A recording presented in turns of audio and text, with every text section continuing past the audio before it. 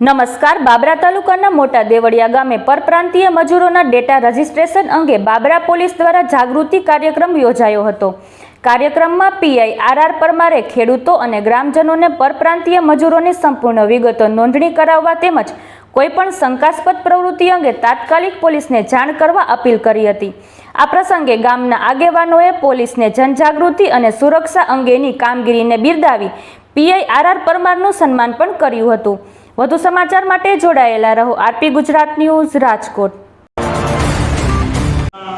અનુસંધાને અત્રે ઉપસ્થિત તમામ ગામના વિસ્તારના આગેવાનો, ખેડૂતો અને જે કર્મયોગી ભાઈઓ છે તમામનું હું બાબરા પોલીસ સ્ટેશન વતી પીઆઈ આર પરમાર સૌનું સ્વાગત કરું છું.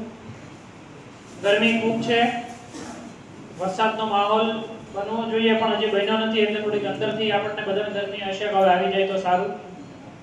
હું ખેડૂતનો દીકરો છું અને મારા પપ્પા ખેતી જ કરે છે.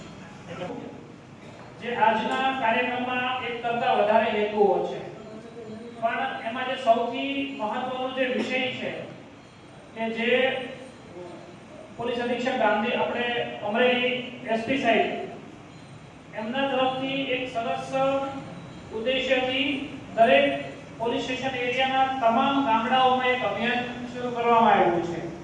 અમે લોકો છેલ્લા 10 દિવસથી આ કામમાં ઓલરેડી લાગેલા છીએ, પરંતુ આજના દિવસે એક વિશેષ ઝુંબેશના ભાગરૂપે એક મોટા વિસ્તારને આવરી શકાય અને તમારા સુધી સાચો મેસેજ પહોંચે એના માટેનો એક અમારો આ પ્રયત્ન છે. જે મુખ્ય કામ છે તમને બધાને ખબર પડી ગઈ છે, ઘણા છે. હું થોડું ડિટેલમાં કહીશ કે પોલીસ સ્ટેશનમાં અવારનવાર ઘટનાઓ બનતી હોય છે. કેવી ઘટનાઓ? ચોરીના બનાવો બને. બીજા નંબરમાં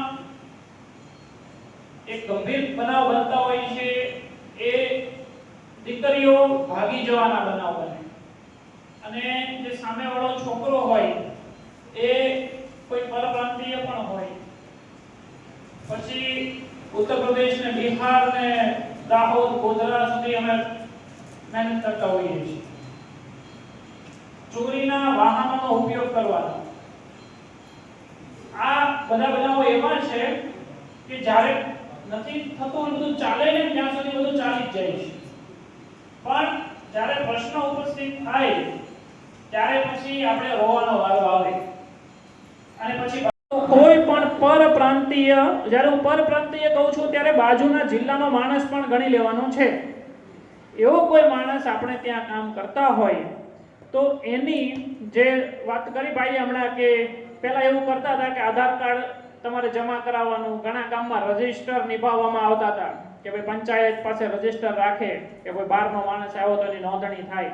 આમાં તમારા ફાયદાની એક વાત છે. ઘણી વખત એવું ખેડૂતોને ત્યાં બને છે કે બહારથી ભાગ્ય આવ્યા હોય, પછી એડવાન્સમાં લાખ રૂપિયા છે એટલે તમારા બધાને અનુભવ જ હશે, અને પછી ભેગું થાય નહીં, ગોતવા જઈએ તો ક્યાંય મળે નહીં. બરાબર? કેમ કે તમે ભરોસો, ગામડાના માણસ છીએ તો આપણે સામાન્ય રીતે માણસ ઉપર ભરોસો કરીને ચાલતા હોઈએ કે ભાઈ આવું થોડું થાય, પણ આવું બને છે.